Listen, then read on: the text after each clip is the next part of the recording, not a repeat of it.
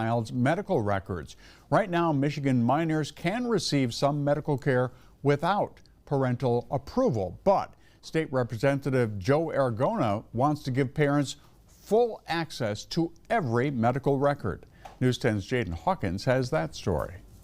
Like most parents, Rebecca Payne wanted to be involved in every part of her kids' lives, including their health. I was very involved in their medical care. But Michigan law doesn't always require that involvement. Right now, minors can seek help for things like pregnancy tests or some mental health visits without mom or dad ever knowing. State Representative Joe Aragona introduced a bill to change that. If we're saying, you're not quite mature enough to do this, you're not quite developed enough to do this, but hold on a second.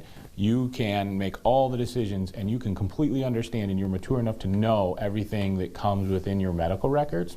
No, I think you still need your parents' help for that. A common answer News 10 heard from parents was that they do want full access to their child's medical records, saying that their child cannot make health care decisions on their own.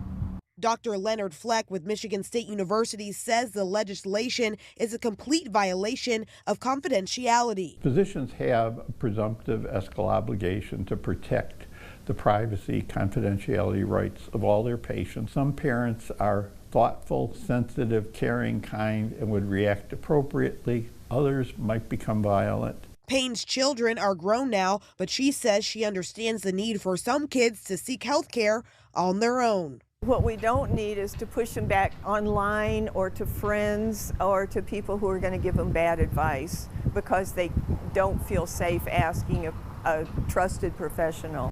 Reporting in Lansing, Jaden Hawkins. Dr. Fleck says no matter the situation, he advises parents to speak with their children about important healthcare topics to ensure they are making safe and informed decisions.